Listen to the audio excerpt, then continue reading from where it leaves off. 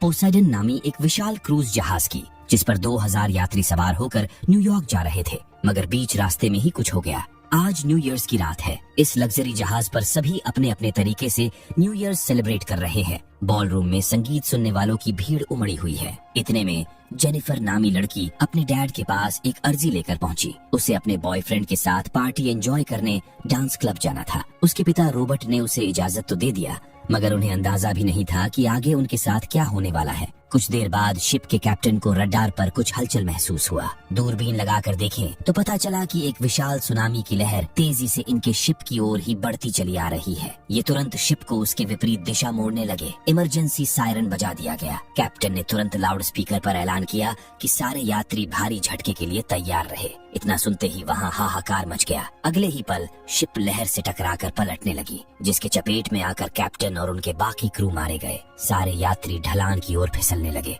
जो लिफ्ट में थे वो तो तुरंत गिरकर मर गए। किचन के गैस टैंक में विस्फोट हो गया। आग की लपटों ने सैकड़ों को अपने आगोश में ले लिया। डांस क्लब में भी सब इधर उधर भागकर अपनी जान बचा रहे थे। इसी अफरात फरी के बीच डिस्को लाइट्स की रेलिंग टूटकर जेनिफर के बॉयफ्रेंड के ऊपर गिर पड़ा। देखते ही देखते शिप पूरी तरह से पलटकर उल्टा हो गया। इसी अफरात फरी के बीच बॉल रूम में एक ऑफिसर सबको सूचित करते हैं कि सुनामी की आशंका होते ही शिप के कैप्टन ने मदद के लिए सिग्नल भेज दिया था, तो घबराने की कोई जरूरत नहीं, उन्हें जल्द ही बचा लिया जाएगा। वहीं पर एक आर्किटेक्ट होता है जिसे पता है कि इस जहाज को इस तरह से नहीं बनाया गया कि ये ज्यादा देर तक उल्टा होकर पानी पर तैर सके। कुछ घंटों में ही ये शिप समंदर के गहराइयों में डूब जाएगी। नेवी ऑफिसर डिलन और जेनिफर के पिता रॉबर्ट उस आर्किटेक्ट की बातों से सहमत थे। इसलिए डिलन, उसकी पत्नी मैगी, उनका बेटा और रॉबर्ट जहाज से बाहर निकलने का प्लान बनाए। यहाँ से निकलने से पहले रॉबर्ट को अपने दामाद और बेटी को ढूंढना था, जो डिस्को बार में कहीं फंसे हुए थे। कुछ देर पहले रॉबर्ट, जो कि फायर ब्रिगेड के रिटायर्ड ऑफिसर है, उन्होंने डिलन के बेटे की जान बचाई थी। इसीलिए डिलन भी उनकी मदद करने के लिए मान गया। ये गाइड के तौर पर जहाज के क्रू को लेकर डिस्को बार की तरफ निकल पड़े। ऑफिसर ने उन्हें समझाया कि बाकी पैसेंजर्स की तरह उन्हें भी यहीं पर रुककर मदद आने का इंतजार करना चाहिए, मगर वो लोग नहीं माने। उनके बाहर निकलते ही बॉल रूम को पूरी तरह से सील कर दिया गया। आगे जाने का रास्ता भी पूरी तरह से ब्लॉक हो चुका था और पीछे लौटने का रास्ता भी बंद हो गया। तभी गाइड ने बताया कि वो लिफ्ट के रास्ते से होकर डिस्को बार तक पहुंच सकते हैं। लिफ्ट की गहराई देख इन सब के पसीने छूट गए, मगर इसके अलावा कोई दूसरा रास्ता भी नहीं था। किसी तरह ये एक टेबल के सहारे एक दूसरे की मदद कर उस पार जाते हैं। जब गाइड की बारी आई तो लिफ्ट सरकने लगा, जिससे वो गिरकर आर्किटेक्ट के पैरों में झूल गया। डिलन और बाकी लोग उन्हें ऊपर खींचने के लिए एडी छोटी का जोर लगा दिए, मगर बात नहीं बन पा रहा होता। तभी ऊपर से लिफ्ट टूटकर इनकी ओर आने लगा। आर्किटेक्ट दुनियादारी छोड़ गाइड को लात मारकर नीचे गिरा दिया और लिफ्ट के चपेट में आने से पहले बच निकला। अब ये सिर्फ 5 लोग ही बचे थे। उधर डिस्को बार में एक एलेना नामी लड़की को दिखाया जाता है, जो चोरी छिपे इस लग्जरी शिप पर बिना टिकट के ही सफर करने चढ़ी थी, क्योंकि उसके पास टिकट के पैसे नहीं थे और उसे किसी तरह अपने बीमार भाई से मिलने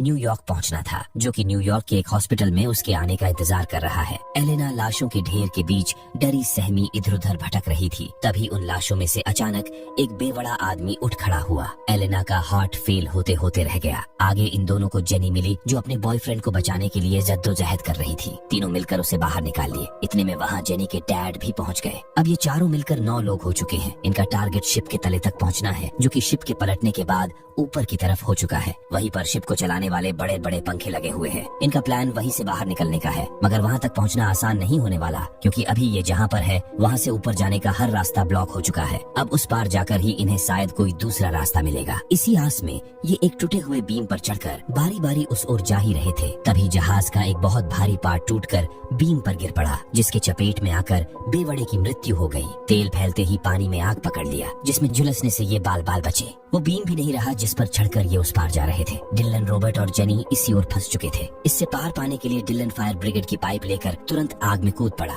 उसे अंदाजा था कि कुछ नहीं होगा, नीचे पानी है। वो तैरकर दूसरे साइड पहुंचा और ऊपर चढ़कर पाइप को रेलिंग से बांध दिया, जिस पर झूलकर रॉबर्ट और उनकी बेटी भी सो चले आए। वहीं हर एक पल शिप नीचे की ओर डूबता जा रहा है। अचानक पानी का प्रेशर इतना बढ़ा जिससे बॉल रूम की खिड़कियां झटकने लगी। लोगों के चीखने की दर्दनाक आवाज पूरे जहाज में गूंज उठी। अगले ही पल वो सब के सब डूब कर मर गए। अब जहाज में पानी पहले के मुकाबले काफी तेजी से भरने लगा। अभी इन्हें ऊपर जाने का कोई रास्ता भी नहीं मिल पाया था, तब तक पानी इनके फ्लोर तक आ पहुंचा। इतने में रॉबर्ट को वेंटिलेशन डक्ट का रास्ता मिला। एलेना इस रास्ते जाने से घबरा रही थी, पर इसके अलावा कोई दूसरा रास्ता भी तो नहीं था। अगर यहाँ रुके तो डूब कर मारे जाएंगे। इतने में रॉबर्ट ने अंदर जाकर देखा, डक्ट के अंदर एक रास्ता ऊपर की ओर भी जा रहा था। उसी रास्ते ये सबके सब ऊपर की तरफ निकल पड़े। तभी अंदर एलेना का दम घुटने लगा। उसके चक्कर में डिल्लन भी उसके नीचे ही फंसा हुआ था। वही पानी अब डिल्लन के पैरों तक आ पहुंची थी। अगर एलेना आगे नहीं बढ़ी तो उसके चक्कर में डिल्लन भी डूब जाएगा। इसलिए वो उसे उत्साहित करना शुरू किया, उसे याद दिलाया कि हॉस्पिटल में उसका बीमार भाई उसके आने का इंतजार कर रहा है। उसके खातिर ही सही किसी तरह उसे इस मुश्किल को पार करना ही होगा। जोश भरते ही एलेना रॉकेट की तरह ऊपर चढ़ने लगी। ऊपर एयर डक्ट की जाली में 2 नट लगे हुए थे, जिस तक रॉबर्ट के मोटे हाथ पहुंच नहीं पा रहे होते। इधर डिल्लन के गर्दन तक पानी आ पहुंचा है। ये देख डिल्लन के बेटे ने तुरंत एलेना से क्रॉस लेकर उस जाली को खोल दिया और ये सभी सही समय पर